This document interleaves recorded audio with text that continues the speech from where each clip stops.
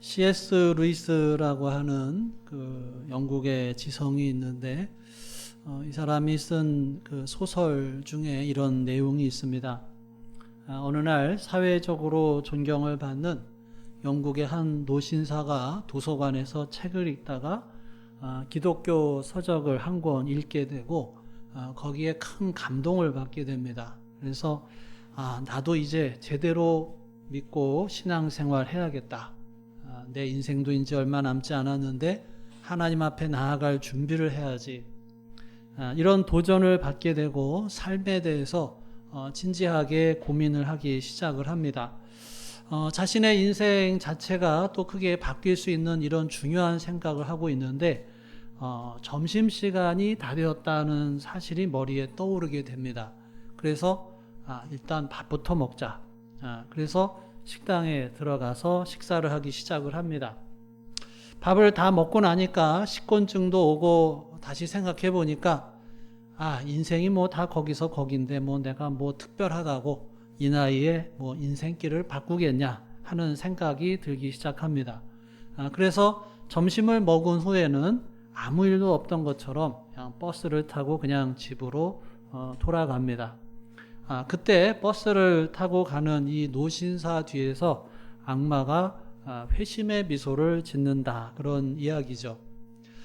이것은 스크루테이프의 편지라는 책인데 삼촌 악마가 조카 악마한테 어떻게 하면 악마로 성공할 수 있는지를 쓴 이 편지문의 형식으로 되어 있습니다. 이것은 단지 소설에만 나오는 이야기가 아니라 바로 이 시대에 우리가 예배를 드리고 있는 많은 사람들의 모습이 아닐까 하는 생각도 듭니다. 주일 아침에 교회에 와서 예배 드리면서 또 말씀을 듣다가 어떤 날은 특별히 또 말씀이 와 닿습니다. 그래, 나도 새로워져야지. 이제는 정말 제대로 신앙생활을 해야지. 근데 그런 생각이 드는 순간에 오늘은 좀 설교가 기네. 왜 이렇게 안 끝나? 배고픈데 오늘 점심 메뉴는 뭘까? 그러면서 예배가 끝나자마자 또 식사하고 그리고 나서는 모든 것을 자연스럽게 잊어버리는 거죠. 식사를 마치고는 아무 일도 없던 것처럼 교회 올 때와 똑같은 마음을 가지고 집으로 돌아갑니다. 그런 나의 뒤에서 또 회심의 미소를 짓는 악마의 모습, 혹시 이런 것을 생각해 본 적이 있느냐라고 하는 거죠. 우리가 언제나 새해가 되면 올해는 좀 뭔가 달라져야지 결심을 하죠. 올해는 성경 통독 한번 해야지. 올해는 기도 열심히 해야지. 올해는 새벽 기도 좀 해봐야지. 올해는 운동도 한번 열심히 해야지. 책도 좀 읽어야지. 근데 시간이 지나면서 연초에 계획하고 결심했던 것들로부터 점점 멀어지죠. 왜 결심했던 대로 살지 못하고 실패를 할까? 뭐 여러 가지 원인이 있겠지만 가장 큰 원인은 중요한 것에 집중하지 못하고 주의가 흐트러지기 때문이죠. 그러니까 정말 중요한 일을 먼저 집중적으로 해야 하는데 이 일도 해야 되고 저 일도 해야 되고 그러다 보면은 사실 우리가 중요한 것보다는 사실 급한 것부터 먼저 하게 돼요. 중요한데 급하지 않은 일이 있고 별로 중요하지 않은데 또 급한 일이 있어요.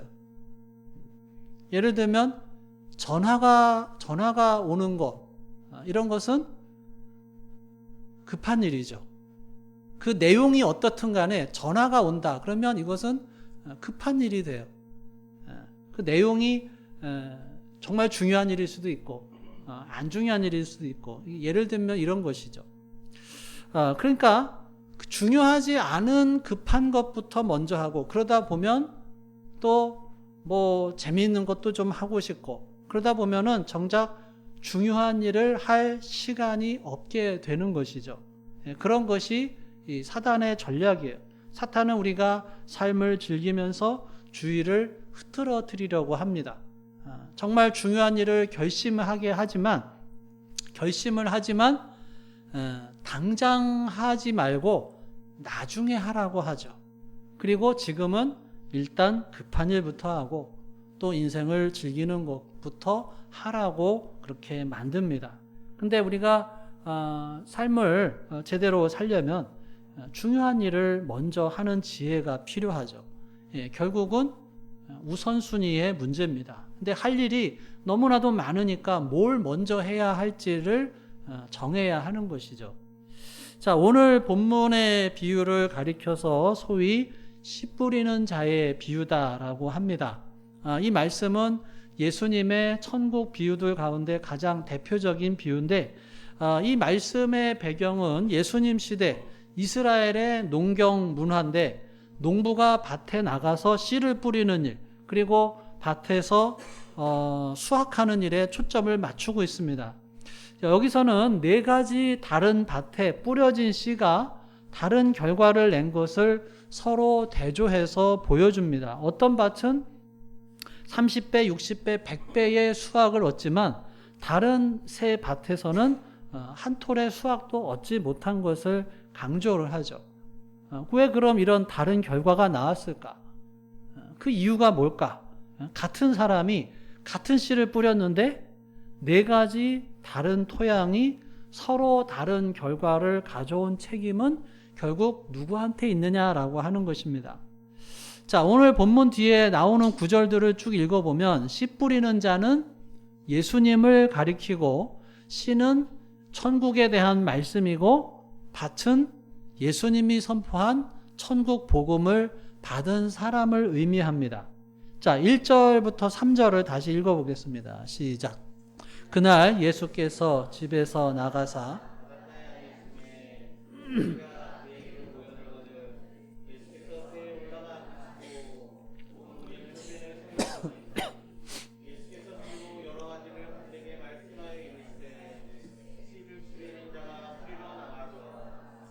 자, 씨를 뿌리는 자로서 예수님께서 천국 복음의 씨앗을 뿌리시기 위해서 집 밖으로 나와서 무리를 향해 바닷가에 앉으십니다.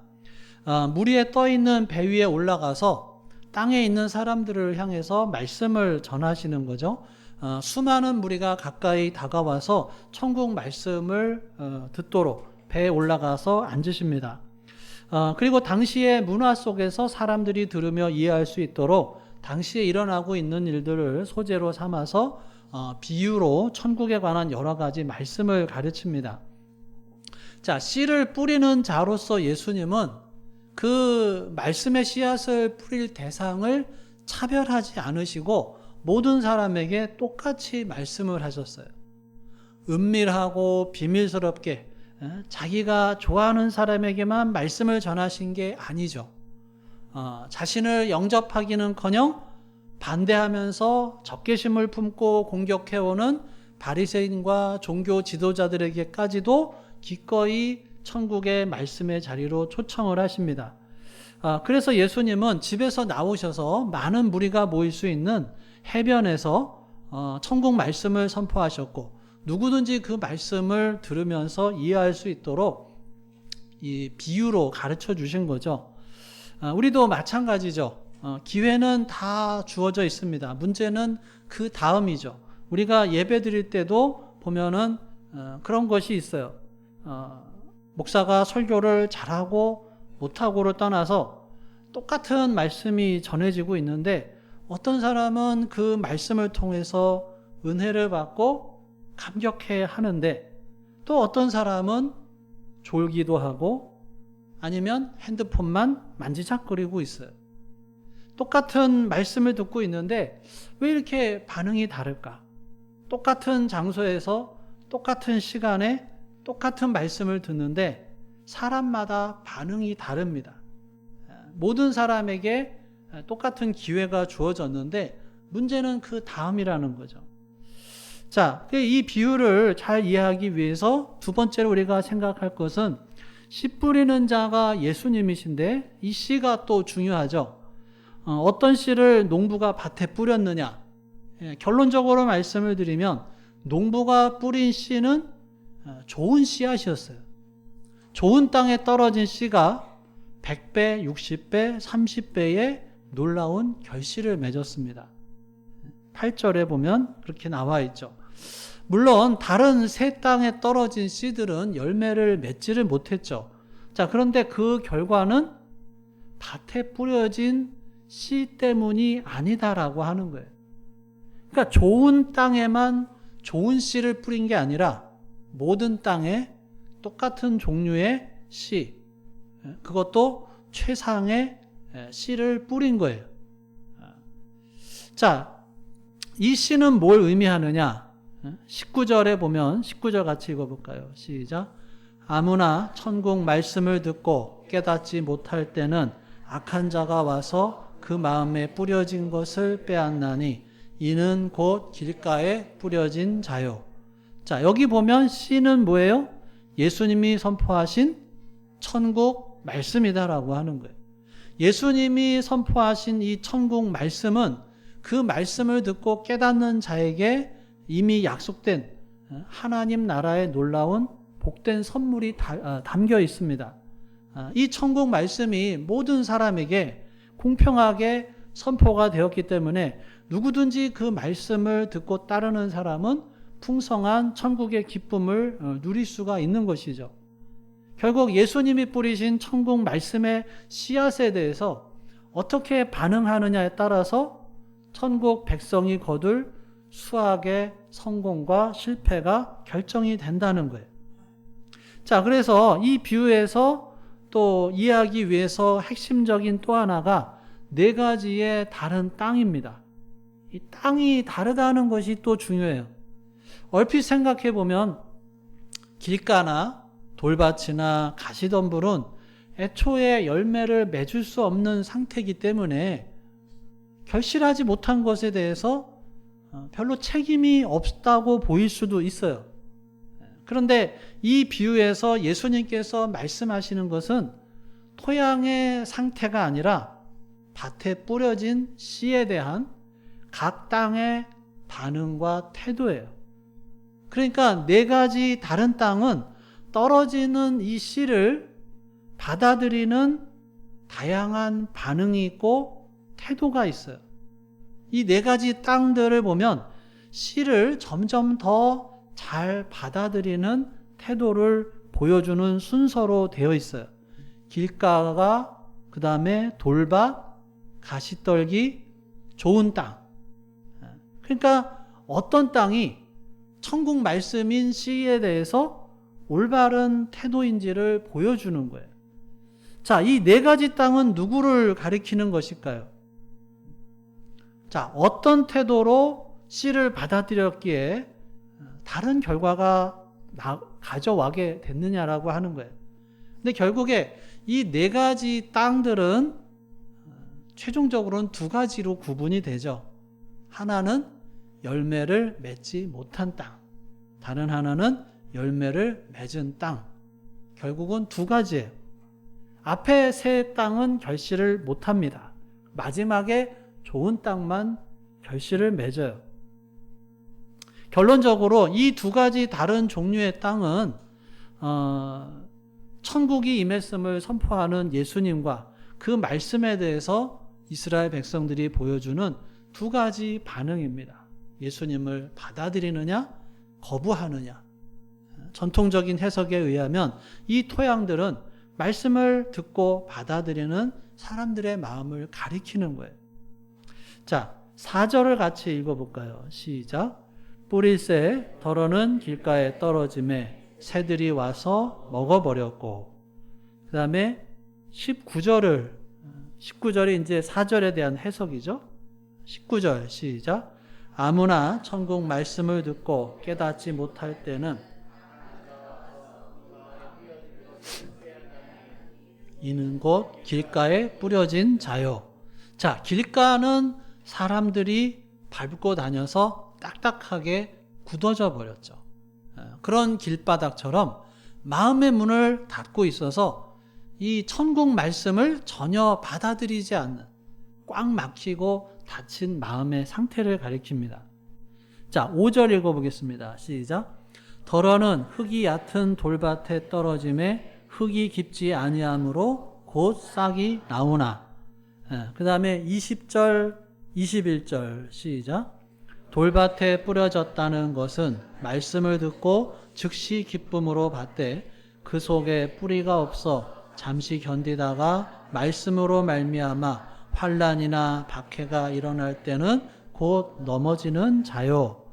자, 돌밭은 천국 말씀을 듣고 즉시 기뻐했는데 믿음의 뿌리가 없어서 신앙 때문에 어려움이 온다든지 또는 손해를 보게 되면 쉽게 믿음을 떠나는 사람들을 말합니다.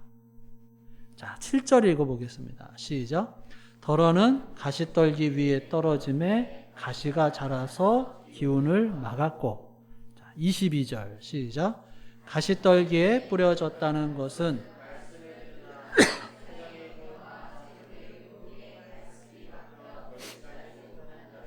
예, 가시떨기는 말씀을 듣고 받아들이기는 했는데 세상의 염려 그리고 재물의 유혹에 넘어가서 제대로 성장하지 못하고 아쉽게도 결국 결실하지 못하는 신앙인들을 가리킵니다.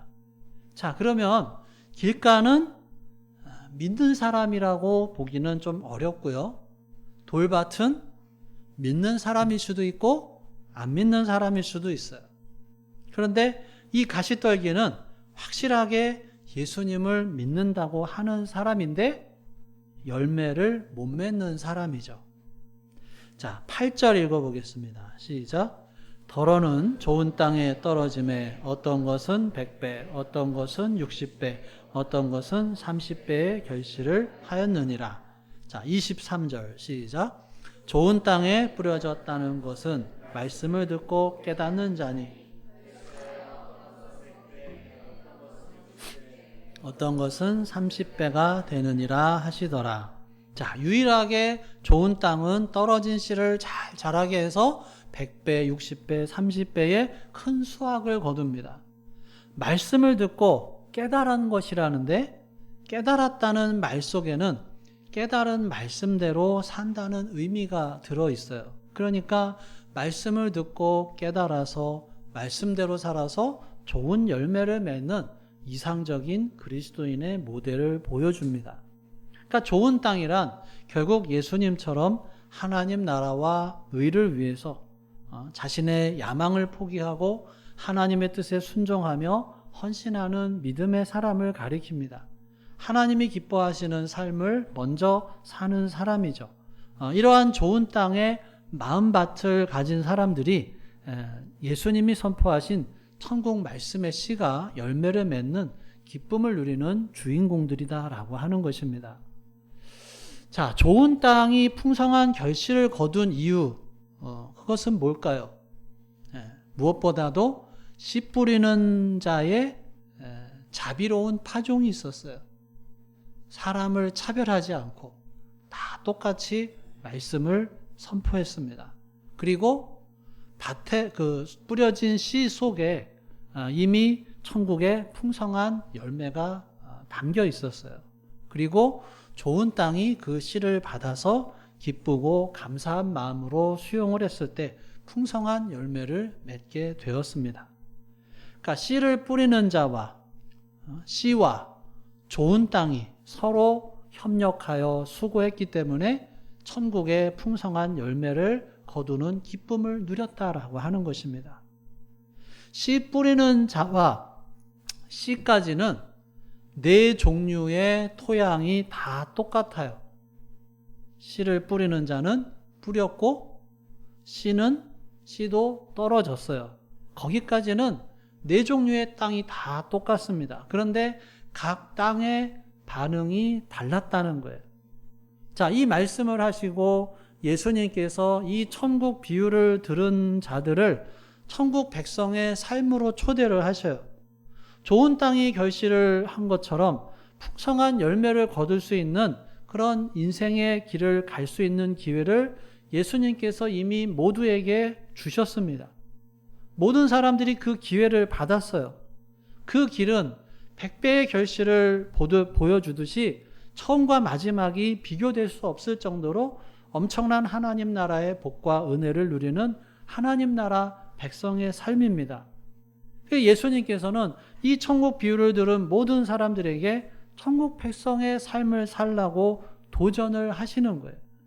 길가나 돌밭이나 가시떨기가 아니라 좋은 땅과 같이 천국 말씀의 씨앗을 잘 받아들이고 그 말씀을 잘 자라게 해서 100배 수확을 누리는, 그 기쁨을 누리는 천국 백성이 되라고 도전을 하십니다. 그리고 그 놀라운 하나님 나라가 약속하는 은혜의 세계로 들어올 것을 강력하게 초청하고 있어요. 그것이 9절이죠. 9절 같이 읽어볼까요? 시작. 귀 있는 자는 들으라 하시니라. 혹시 여기 귀 없는 분 안 계시죠? 모든 사람에겐 다 귀가 있어요. 그러니까 이 말씀은 귀가 아니라 마음으로 들으라는 거예요. 실제 우리도 그렇습니다. 정말 말씀을 들어야죠. 먼저는 들어야 됩니다. 또 우리가 실제로 예배가 얼마나 많아요. 주일 예배도 있죠. 수요예배도 있죠. 또 새벽 기도도 있고 다 참석하면 1년에 설교를 몇 편을 듣는 거예요. 근데 아무리 설교를 많이 들어도 별 변화가 없는 경우가 많죠. 거기다가 말씀 읊조리기까지 하면 도대체 말씀을 몇 번을 접하는 거예요. 예를 들어서 여러분 서로 사랑해야 합니다. 설교를 했는데 바로 나가서 서로 싸워요. 그러면 도대체 설교는 왜 들어야 하고 왜 해야 돼요? 여러분 우리가 하나 돼서 주님의 일을 이루어야 합니다. 설교를 했는데 나가면서 서로 쳐다보지도 않고 갈라져서 나간다. 그러면 그런 말씀을 듣는 것이 무슨 의미가 있느냐라고 하는 거예요. 먼저 들어야 합니다. 그런데 듣기만 하고 끝나면 아무 소용이 없는 거예요.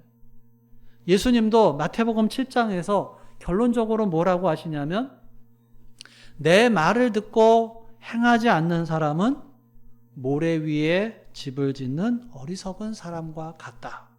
그러나 내 말을 듣고 행하는 사람은 반석 위에 집을 짓는 지혜로운 사람과 같다. 말씀을 들었느냐 안 들었느냐가 아니라 말씀을 행하느냐 아니냐에 따라서 달라진다는 거예요. 오늘 4가지 땅도 마찬가지입니다. 좋은 땅만 풍성한 열매를 맺었어요. 그런데 좋은 땅이 여러분 저절로 좋은 땅이 아니에요. 예수님 당시에 이스라엘에서는 다 길가나 돌밭이나 가시덤불과 같은 그런 땅이었어요. 좋은 땅이 애초에 없어요. 그런데 그런 척박한 땅을 삽으로 파고 곡괭이질을 하고 갈아엎은 땅이 좋은 땅이에요.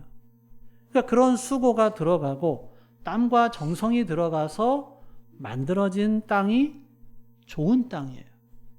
그리고 나서 거기에 씨가 떨어지니까 자라서 열매를 맺게 된 거예요.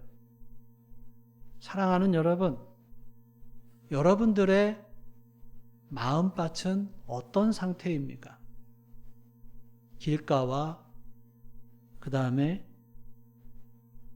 돌밭과 가시떨기 그리고 좋은 땅. 좋은 땅이 되기 위해서 무엇을 하고 있느냐는 거예요. 저절로 좋은 땅이 되는 것이 아닙니다. 우리 불한당이라는 말 혹시 청소년들 불한당이라는 말 혹시 들어봤어요? 어린이는 모를 테고 청소년 정도 불한당 이 불한당 같은 놈들 막 이런 불한당 이게 뭐냐면 아니 불자에다가 땀 한자 무리 당자입니다. 그러니까 땀을 흘리지 않고 뭔가를 얻으려고 하는 사람들을 불한당이다라고 합니다. 그러니까 노력하지 않고 그냥 거저 먹겠다는 거예요. 우리가 말씀도 마찬가지죠. 우리의 신앙도 마찬가지예요. 전혀 말씀대로 하지 않으면서 나는 신앙이 성장하기를 원하고 내가 영적으로 잘 되기를 원한다. 그러면 영적인 불안당과 같다는 거예요. 말씀을 듣고 행하려는 노력이 있어야 하는 것이고, 일단은 이렇게 듣는 것이 중요하죠. 또 말씀을 묵상하고 자기 스스로 듣는 것이 중요합니다. 그 다음에는 말씀을 듣고 행하는 것이 있어야 한다는 거예요. 그것이 척박한 땅에 일구고 곡괭이질을 하고 또 잡초들을 뽑아내고 하는 그런 과정이다라고 하는 거예요. 사랑하는 여러분, 풍성한 열매를 맺는 삶이 되어야 하지 않겠습니까? 올해 이제 한 달 조금 지났는데 올해는 우리가 풍성한 열매를 맺어야죠. 우리 모두가 좋은 땅이 되어서 주님의 말씀을 듣고 깨닫고 행함으로 인해서 100배, 60배, 30배 풍성한 열매를 맺고 결실하는 우리 모두의 삶이 될 수 있기를 주님의 이름으로 축원합니다. 기도하겠습니다. 오늘 주신 말씀 생각하며 함께 기도하겠습니다. 나에게 주시는 말씀이 무엇인지, 또 내가 붙잡아야 할 말씀이 무엇인지, 또 나의 마음밭은 어떤 상태이고, 또 내가 하나님의 말씀을 들을 때는 어떤 마음으로 나아가고 있는지 다시 한번 우리 마음속에 계시는 성령 하나님의 음성에 귀를 기울여 보겠습니다.